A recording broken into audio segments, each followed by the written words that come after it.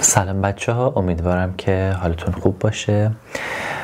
امروز ویدیومون یکم با ویدیوهایی که روز قبل گرفتیم فرق میکنه و اینجوریه که خب من همیشه برای شما میام میکاپ میکنم و حالا آموزش میدم و نکات آموزشی میکاپ و گیرمو بهتون نشون میدم و فکر میکنم که تا الان ویدیوهای زیادی گذاشتیم و نکات خیلی زیادی رو گفتیم و فکر میکنم که تا همین اندازه فعلا کافی باشه، مگر اینکه حالا من بخوام چیز جدیدی بگم یا اینکه هوس بکنم که دوباره ویدیو میکاپ بگیریم. امروز میخوام براتون یه داستانی رو بخونم که تاریخی هم هستش و اینکه یک جورایی به همون میکاپ و اینجور چیزا هم ارتباط داره، یک جورایی که نه ارتباط داره و اینکه خب شما میتونید موقعی که میخواید استراحت کنید یا بخوابید میتونید اینو گوش بدید و در حین گوش دادن به خواب فرو برید، یا اینکه اصلا کلا از دوستان خوشتون میاد میتونید بذارید و گوشش بدید. من خودم اینجوریم که توی یعنی شب که یک چیزی میذارم گوش میدم، پادکست یا حالا داستان چیزی سریع، خوابم میبرم. خب حالا من اینجا میام اول اینو پیداش میکنم براتون به خاطر اینکه بعد از روش بخونم و شما هم چنان نیازی نیست که حتما حالا چهره من رو ببینید، بیشتر برای گوش دادن هستش و من حالا خب خیلی راحت باش برخورد میکنم و نمیخوام که خیلی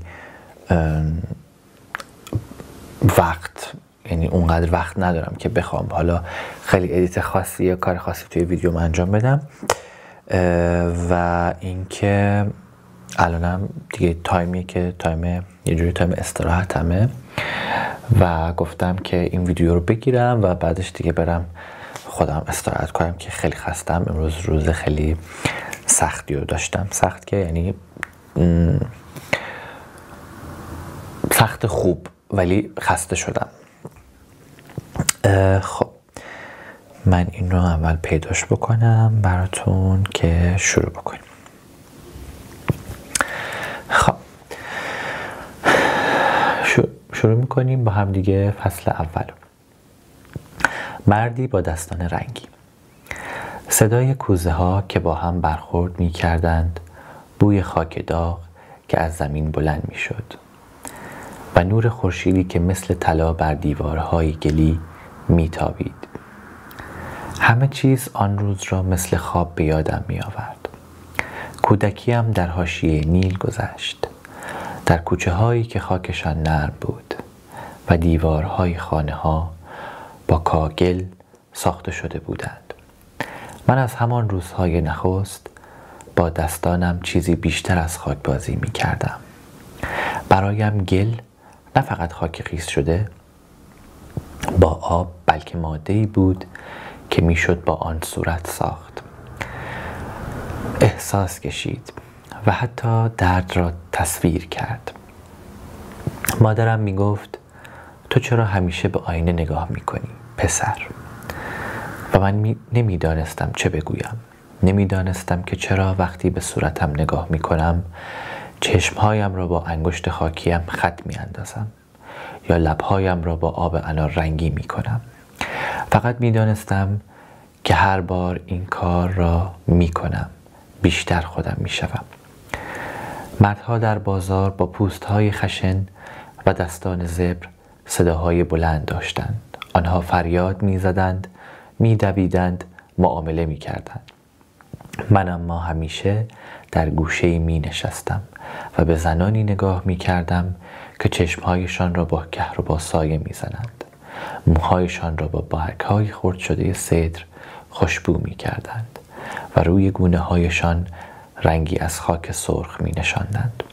دلم می خواست بدانم آنها چه حسی دارند وقتی چهرهشان را دگرگون می کنند.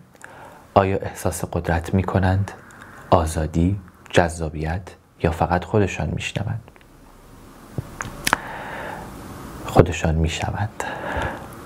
نمیدانستم، اما حس میکردم زیبایی چیزی است شبیه نجات. نجات از چیزی که نمیدانستم چیست. اولین چهره‌ای که آراستم چهره خودم نبود. چهره دختری بود که در کوچه بازی میکرد. وقتی پایش برید گریه میکرد. من دستم را در خاک زدم.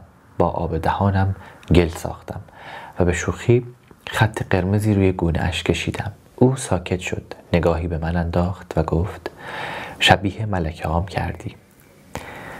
و من فقط لبخند زدم. هیچ کس نفهمید که آن لحظه اولین اثر هنری زندگی من بود. سالیان گذشت. خانه من کوچکتر شد ولی دستانم رنگی‌تر. پدرم مرا به کارگاه سفالگری فرستاد. میخواست مثل خودش کارگر شوم، اما من سفال نمیدیدم، فقط رنگ ها را میدیدم. روی هر کوزه تصویر یک چهره میکشیدم، نه به قلبم بلکه با خیالم، نه به قلم بلکه با خیال. کارفرما از من عصبانی شد. یک روز کوزه ای را که با نقاشی من زیباتر شده بود شکست. فریاد زد مرد باید کوزه بسازه، نه صورت بکشه. اما من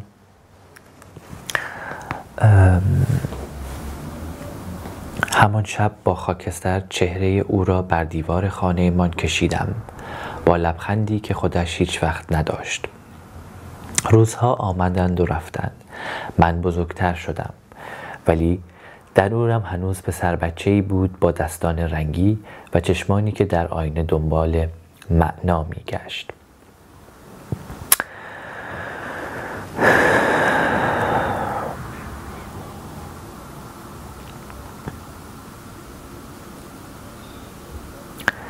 تا اینکه روزی کسی آمد، مردی با ردای سفید، با حلقه‌ای از طلا بر دست و عطری چوبی که هنوز بویش را به یاد دارم.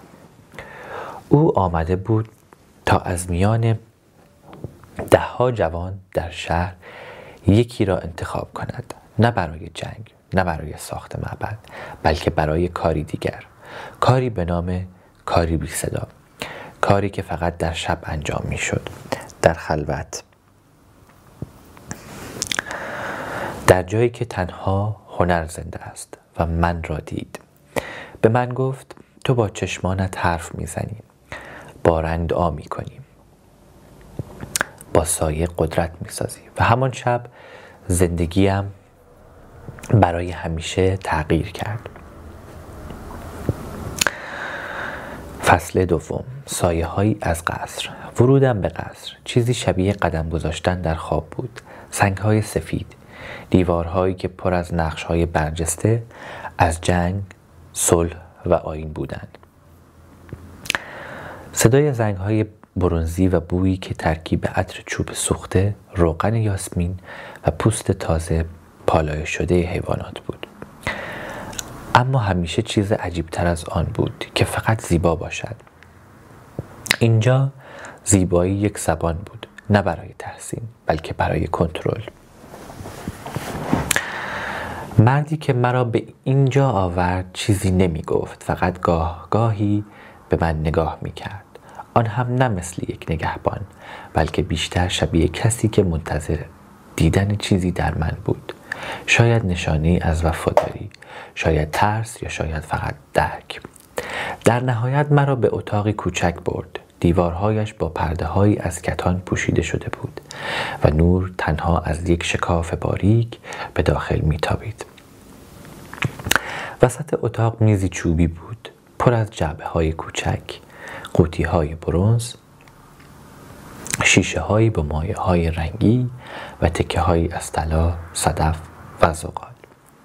روی دیوار یک آینه بود، نه از شیشه بلکه از نقره صیقل خورده. مرد گفت از این لحظه به بعد دیگر کارگر نیستی، هنرمند هم نیستی، تو صورتساز سایه هستی. و رفت. در آن اتاق روزها و شبها یکی شدند. هر صبح با زنگی آهسته از خواب بیدار می شدم و هر شب با سایه شمعی که بر دیوار می لرزید به خواب می رفتم. من را تنها نمی گذاشتند. زنهایی از معبد می آمدند. مردانی با صورتهای آرام و حتی بچه های از خانواده های بلند پایه. من برایشان چهره هایی می ساختم که خودشان هم نمی شناختند. اما همه آنها یک چیز مشترک داشتند. وقتی کارم تمام می شد نمی خواستند خودشان را در آینه ببینند. انگار زیبایی چیزی بود که فقط برای دیگران بود، نه خودشان. یک شب نگهبانم آمد و گفت او تو را خواسته. او بدون نام بود. همه دربار می دانستند که وقتی کسی فقط او را می گوید یعنی فرعون. من را از اتاقم به دالانهای بلند و بی پایان بردند. صداهایی از پشت پرده ها می آمد. زمزمه، خنده یا شاید دعا. و در نهایت به اتاقی رسیدم که تنها یک نفر در آن بود. او پشت به من ایستاده بود. ردایی بلند داشت و شانه‌هایی صاف. دستهایش را پشت کمرش قفل کرده بود و صدایش آرامتر از باد بود. شنیدم تو سایه می‌سازی. نه رنگ. گفتم من آنچه را نمیگویند میکشم. چرخید. صورتش آرام بود. نه جوان، نه پیر، نه زن، نه مرد، یا شاید همه اینها. گفت اگر بخواهم که من را طوری بسازی که هرگز نبودم میتوانی؟ سکوت کردم. گفت پیش از آنکه پادشاه باشم کودک بودم. ترس داشتم. شبها در آینه خود را نگاه میکردم و میخواستم کس دیگری باشم. نزدیکتر آمد. چهرهش ساده بود ولی در چشمانش چیزی بود که تا آن لحظه ندیده بودم. درخواست نبود، تسلیم بود. و آن شب من برای اولین بار دستم را بالا بردم و صورت کسی را نه برای نمایش بلکه برای پنهان کردن درد آراستم. هر خط که می کشیدم، هر رنگ که می نشاندم، چیزی از او بیرون می آمد. نه اشک، نه لبخند، چیزی بین این دو، چیزی که شبیه من بود. وقتی کارم تمام شد آینه را به دستش دادم اما نگاه نکرد. فقط گفت از این به بعد هر شب می آیی و هر بار مرا می سازی. نه مثل گذشته، نه مثل حال، بلکه مثل آنچه می خواهم باشم. و آن شب دانستم که زندگیم دیگر هرگز به حالت اول بر نمی گردد. فصل سوم. آینه‌ای برای پادشاه. فرعون هر شب مرا می خواست بدون استثنا. هر بار که وارد اتاقش می شدم تنها بود. نه ندیمه‌ای، نه نگهبان. فقط شمعی که در زاویه از آینه می لرزید و او که روی چهارپایه‌ای سنگی نشسته بود منتظر من. گاهی بدون حرف می نشست، گاهی صدایی آهسته از گلویش می آمد و گاهی هم داستانی کوتاه از روزی که گذشته بود تعریف می کرد. ولی من می دانستم آنچه فرعون می خواهد شنیده شدن نیست، ساخته شدن است. او در آن لحظه هایی که دست من روی چهره‌اش حرکت می کرد دیگر فرعون نبود، دیگر شاه نبود، دیگر آن فرمان روای بی چهره هزار تندیس نبود. او یک انسان بود، زخم خورده، پنهان و در جستجوی آرامشی که فقط در سکوت انگشتان من بر پوستش می افتاد. یک شب گفت میدونی چرا تو رو خواستم؟ چون تو قضاوت نمی کنی. و من در دل گفتم نه، من نمی سازم تا تحسین شوم. من می سازم چون صدایم در رنگ هاست. فرعون همون شب گفت در خوابهایش خودش را زن می بیند با چهره آراسته، ردایی بلند و گردنی افراشته. سکوت کردم. او ادامه داد در خواب من همه چیز هستم. مادر، جنگجو، عاشق، فرمانروا، اما بیدار که می شوم فقط یک چیزم، مردی که باید همیشه قوی باشد. آن شب برای اولین بار لبان فرعون را سرخ کردم. نه چون زن بود بلکه چون در آن لحظه خودش بود. در پایان آن شب گفت اگه کسی بدونه تو هم نابود میشی. و من لبخند زدم. من هر شب خودم را میسازم تا مثل تو. من هر شب خودم را میسازم مثل تو، پس هیچ کس نمیتونه منو نابود کنه. و از آن شب نه فقط دستهای من که جان من با جان او گره خورد. فصل 4. زمزمه هایی از سایه. صبحها در شهر چهره من چیزی عجیبی نبود. هنوز همان پسر ساکت و خاکنشین بودم، اما شبها در پشت پرده های کاخ من به صدایی تبدیل می شدم که فرعون فقط در تاریکی می شنید. در کاخ مرا صورتساز شب می نامیدند. هیچ کس نمی دانست دقیقاً چه کار می کنم. فقط می دانستند که من شبها وارد می شدم و پیش از طلوع ناپدید می شدم. اما زمزمه ها شروع شد. یکی از ندیمه ها لکه ای از رنگ را بر دست فرعون دیده بود. دیگری گفت که شبها صدای خنده آرامی از تالار شخصی به گوش می رسد و روزی یکی از کاهنان مرا در راهروی پشتی دید. از آن شب نگهبانان بیشتر شدند و من نفهمیدم هر زیبایی که دیده می شود تهدید می شود. فرعون خسته تر از همیشه بود. در آینه نگاه نمی کرد. تنها می نشست می گفت نقش بزنم؟ نه، پنهانم کن. من شروع کردم به ساختن چیزی تازه. روی پوستش طرحهایی از برگ نخل کشیدم. زیر چشمانش سایه‌ای از مهتاب. لبهایش را به رنگ شراب و خطی از سرمه، نه برای زیبایی بلکه برای قدرت، نه قدرت بیرونی بلکه قدرتی که فقط خودش می‌دانست که دارد. او گفت حالا وقتی در آینه نگاه می‌کنم نمی‌ترسم و این بزرگترین پاداش من بود. اما قصه ما آرام نمی‌ماند.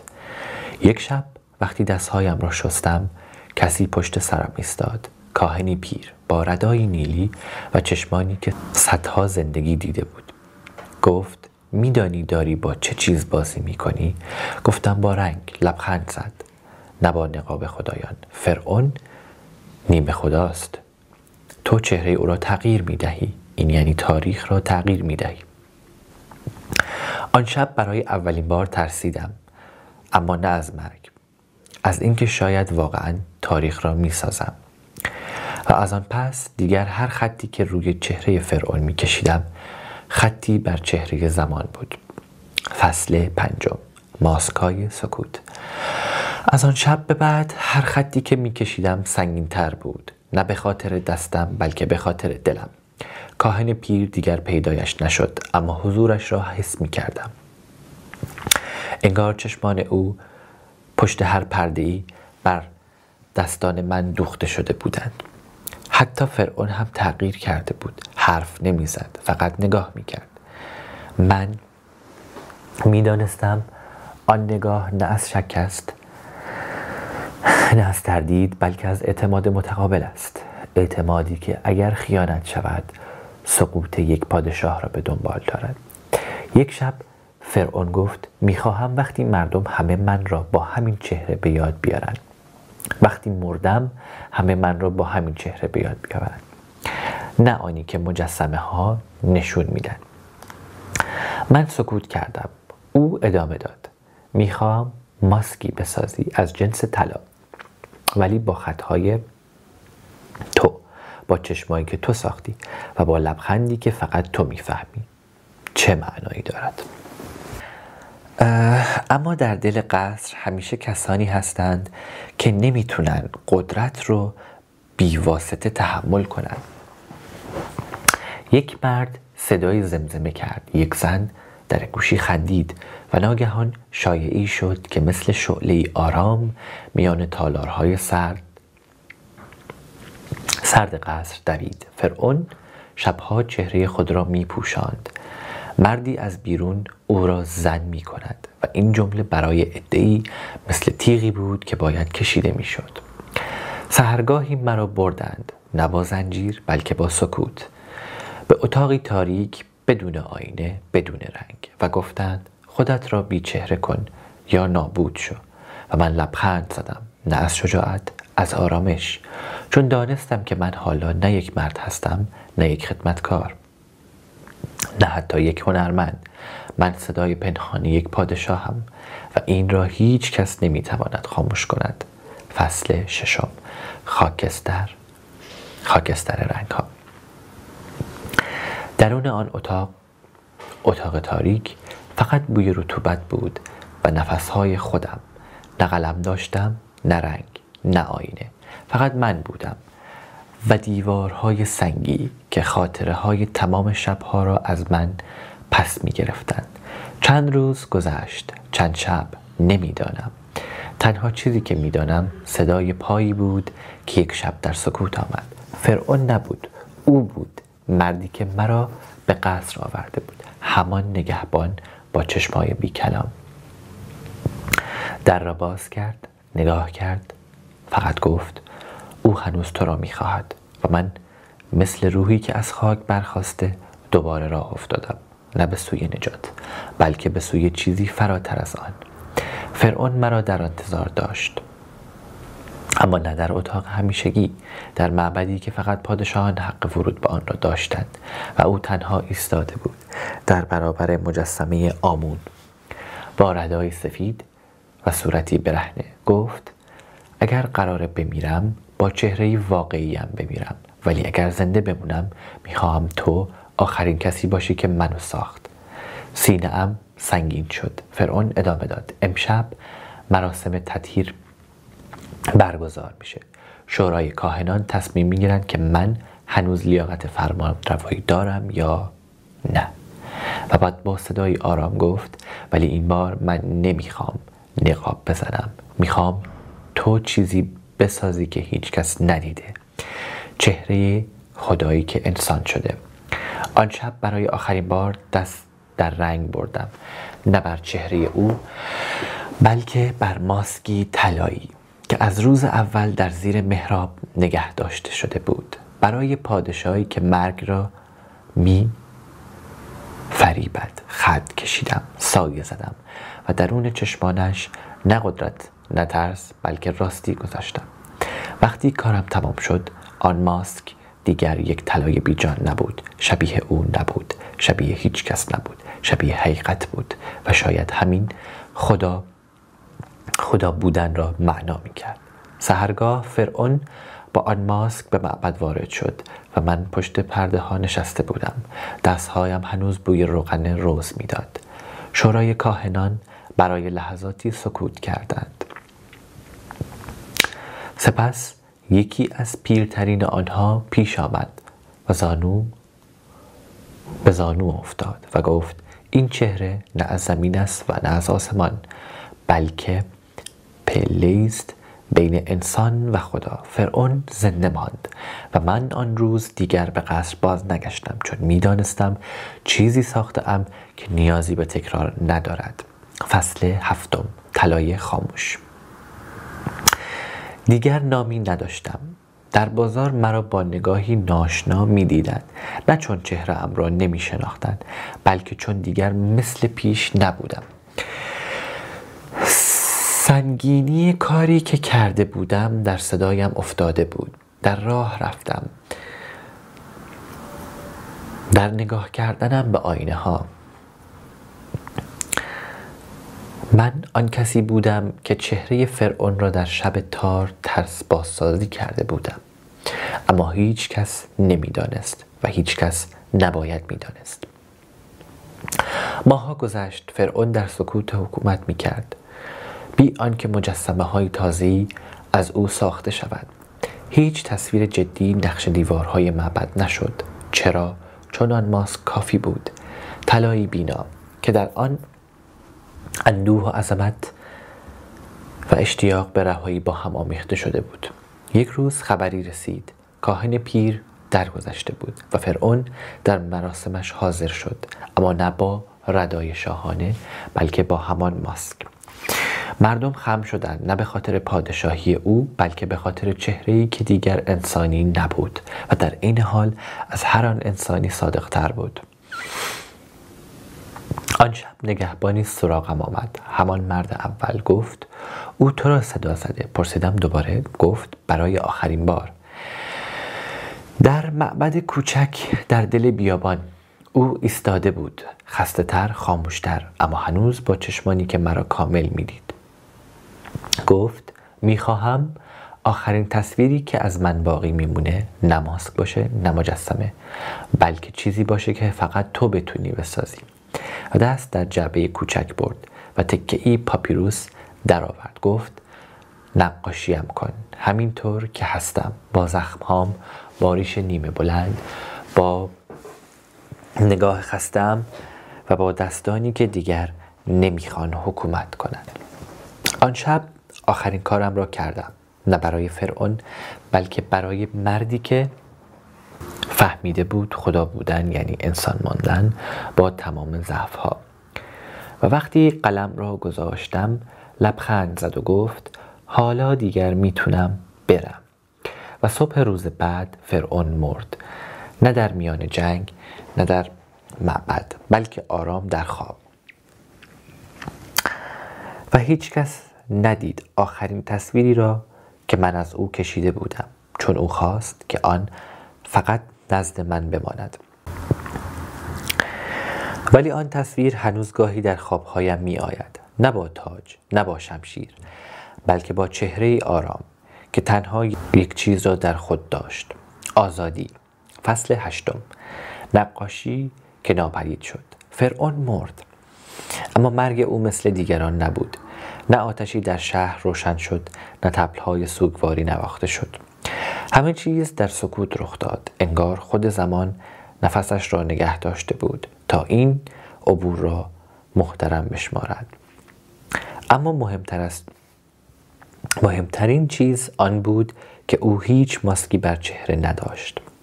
وقتی درون تابوت سنگیش قرار گرفت، فقط یک برگ پاپیروس بر سینه اش بود، با نقاشی من، نه طلایی نه درخشان نه جاودانه، فقط رنگی آرام از زندگی، چهره‌ای بدون نقاب و نوشته ای کوچک زیر آن. کسی که دید و خاموش ماند. پس از خاکسپاری آن تابوت در آرامگاهی دفن شد که مکانش تنها به 3 نفر گفته شد: من نگهبان وفادار و نویسنده کتیبه ها.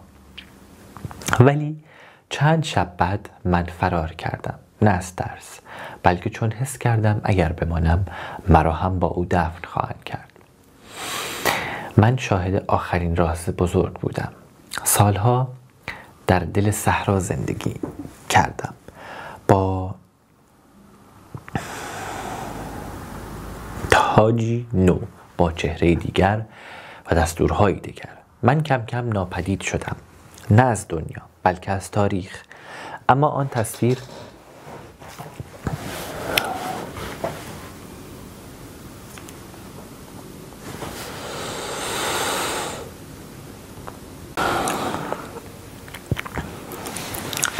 همان تصویر روی پاپیروس هنوز هست، زیر خاک، میان سکوت، کنار استخوان‌های مردی که خودش خواست فراموش شود تا بلکه یادش واقعی تر از نامش بماند. و این بزرگترین زیبایی است، این که در نهایت چهره ها میمیرند ولی قصه ها زنده میمانند.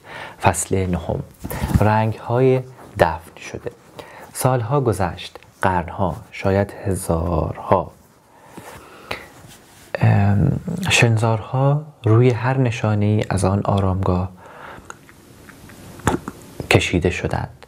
کاهنان بعدی، فرعون‌های بعدی همه تلاش کردند تا آن ماسک طلایی را فراموش کنند، تا تصویری که با عشق و حقیقت کشیده شده بود محو شود.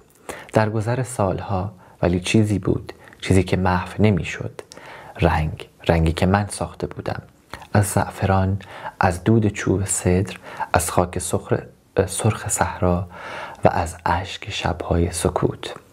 در دل زمان مردمانی پیدا شدند که حفاری کردند، دیوارها را شکستند و خاک را کندند، اما هیچگاه آن تابوت را نیافتند. چرا؟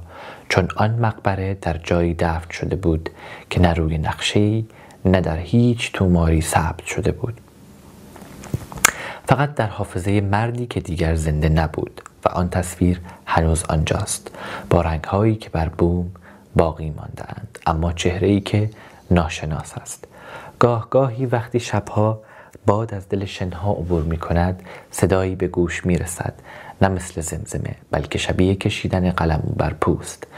و گاهی باد ذره‌ای از رنگ را با خود بالا می آورد، طلایی، سرمه‌ای یا شرابی، و در همان لحظه اگر خیلی آرام بایستی گوش بدهی میشنوی صدای کسی را که میگوید چهره‌ها گذرا هستند، ولی آن که آنها را ساخت هنوز در خواب زمین نفس میکشد.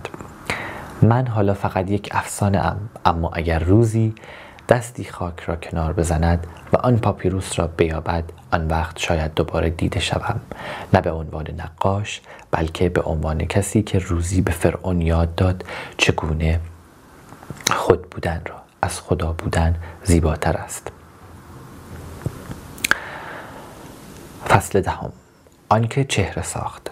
در پایان هیچ نامی نمیماند، نه از فرعون نه از من، اما آن تصویر هنوز هست، نه موزه ها، نه پشت ویترینی های طلایی، بلکه در نگاه کسانی که جرأت می کنند خودشان باشند، بی نقاب، بی کمال، بی ترس.